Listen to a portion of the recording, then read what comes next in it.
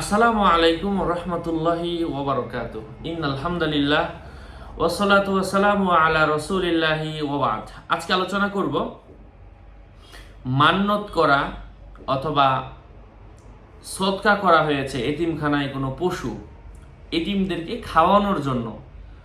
ওই পশুটা অর্থাৎ ওই মান্নতের জিনিসটা এতিমদেরকে না খাওয়িয়ে এটা এতিমখানার হুজুররা বিক্রি করে দিতে পারবে কিনা, এতিমখানা থেকে আমার কাছে আজকে এই প্রশ্নটা করা হয়েছে। আলোচনা বুঝতে সাথেই থাকবেন। এখনো যারা চ্যানেলটি সাবস্ক্রাইব করেননি, সাবস্ক্রাইব করতে ভুলবেন না।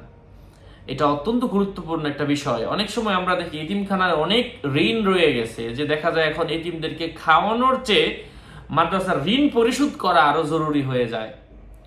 যাই হোক, সম্মানিত হাজিরিন, তো এখন মাসআলাটা এখন গুরুত্বপূর্ণ। এই ফতোয়াটা হচ্ছে যে যদি কোনো ব্যক্তি খাওয়ানোর নিয়তেই দিয়ে থাকে এবং পশু দিয়ে যায় যে এটা খাওয়াতে হবে, এটা খাওয়ানোর জন্য দিয়ে গেলাম, তো এমন তো অবস্থায় যে পশুটা এভাবে দেওয়া হবে ওইটা অবশ্যই সে নিজে খাবে, হ্যাঁ, এবং এতিমদেরকে খাওয়াবে। মাদ্রাসার হুজুররা যারা আছেন তারা এবং যত এতিম আছে সবাই খাবে, কোনো অসুবিধা নাই। এটা খাওয়ার জন্য দিয়েছে, এটা খেতে হবে।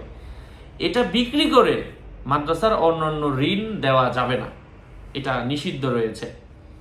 যখন আপনার মাদ্রাসার ঋণ হয়ে যাবে তখন আপনি আলাদাভাবে কালেকশন করতে পারেন। এক কথায় মানে সুনির্দিষ্টভাবে যখন কেউ কোনো কিছু দান করবে যে এটা এই কাজে লাগাবেন, নির্দিষ্ট করে দিল ওই টাকাটা ওখানেই লাগাতে হবে, অন্য জায়গায় লাগানো আপনার জন্য জায়েজ হবে না।